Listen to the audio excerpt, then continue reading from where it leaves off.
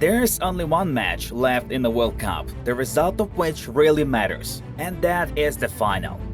Today we explain why Argentina will win the World Cup. Be sure to support us by hitting the like button and enjoy the video. Let's go!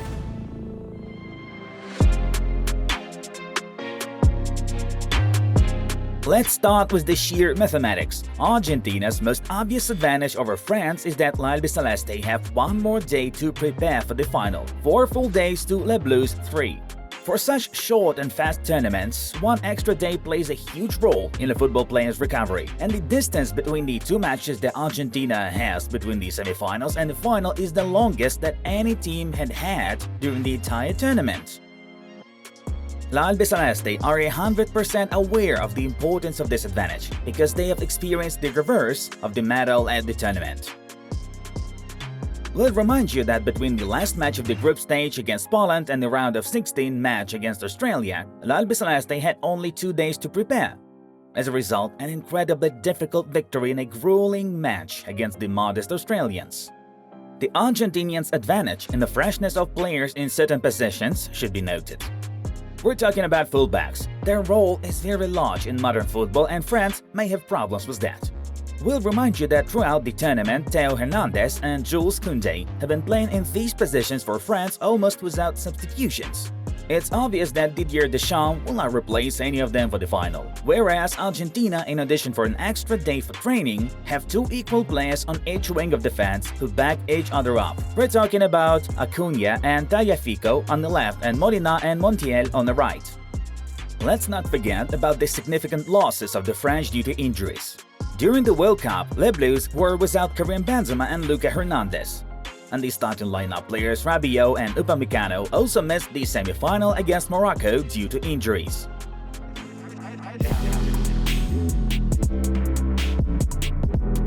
The way Lionel Scaloni manages the national team at the World Cup can be written down in the history books.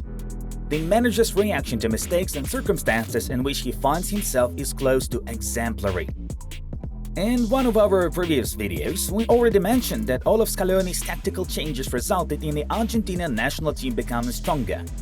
Let's briefly recall that he initially abandoned the 4-4-2 formation after the defeat against Saudi Arabia in favor of the usual 4-3-3. By changing the formation and introducing Enzo Fernandez and Alexis Mac Allister, he added control to the midfield and relieved Leo Messi of some of the running work. He then replaced Lautaro Martinez with Julian Alvarez in attack and got a more flexible and maneuverable attack that had a positive effect on performance as well and gave Messi even more freedom at the expense of Alvarez's industriousness. In a match against the Netherlands, Scaloni shocked the opposition by playing a formation with 3 center-backs, which allowed to cover the main threat of the opposition in the form of the Gakpo-Depay link, and also added control over the Oranje laterals. In the semi-final against Croatia, we saw another awesome maneuver to neutralize the opposition's strengths. The decision was to move 4 central midfielders to the middle line at once. They were Mac Allister, De Paul, Paredes and Fernandes. These 4 were called upon to cover Croatia's strongest link, its powerful midfield of Modric, Brozovic and Kovacic. And it worked. Of course, one would think that having so many workhorses in midfield might reduce L'Albiceleste's creativity and attacking potential. But when you have Leo Messi, you don't have to worry about that. So, ahead of the final, we can state at least 4 tactical decisions of Scaloni which brought a positive result to Argentina in one way or another. That is, we understand that he can also prepare a surprise for France, and Les Bleus in turn won't know what to expect and what to prepare for in the final. Tell us your options for Argentina's formation and starting lineup for the final in the comments below. Let's see who will guess Scaloni's plan. We should probably expect a special solution to contain Kylian Mbappe. There can be 2 options here, either a formation with 3 central defenders or, as was the case against Croatia, Rodrigo De Paul is closer to the right wing in our midfield, which will help the right back a lot. On the other hand, we have France that have never been in a difficult situation from a mental point of view at this tournament. Except for the match against Australia, which they easily won, Les Bleus weren't down in any other game and did not find themselves in a situation where Didier Deschamps had to react and show his coaching skills. That is, we know that Argentina has 3 or 4 working plans per game, which they are ready to use if the initial idea doesn't work. As for France, we don't know the readiness of this national team for various challenges. Of course, Le Blues players' class is so high that incompetence cannot be counted on, but still, L'Albi Celeste look more ready for the final from this point of view.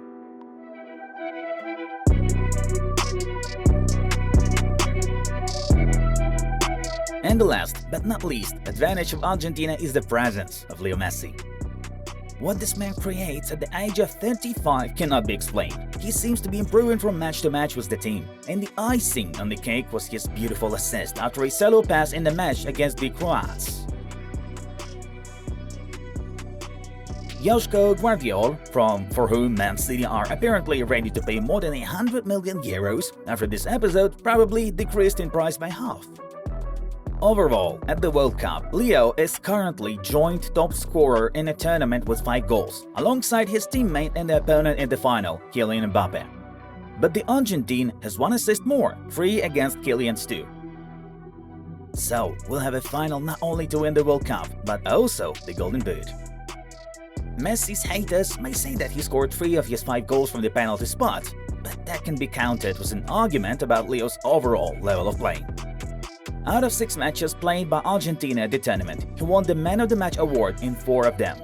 And those who like to compare Messi to Ronaldo made this interesting meme about the legend's performance at this World Cup. Be that as it may, Leo's game and his motivation to finally win the World Cup is definitely an advantage to the Argentina national team. Argentina, which is going crazy these days and has a premonition of something incredible, and in many ways, thanks to his majestic captain. You've made your mark in everyone's life, and that, to me, is beyond winning any World Cup. No one can take that from you, and this is my gratitude for the amount of happiness you bring to a lot of people. I seriously hope you take those words to heart because I really believe that's more important than winning a World Cup and you already have it. So, thank you, Captain. The words of journalist Sofia Martinez for Leo Messi after the match against Croatia seem perfect. But Argentina will win this final because football has to repay Leo Messi for all that he's done for it. For the fact that tens, if not hundreds of thousands of kids devoted themselves to this sport because they wanted to be like Lionel Messi. Guys, like this video, subscribe to our channel and tell us your predictions for the World Cup final in the comments below. Stay safe, and we'll see you next time.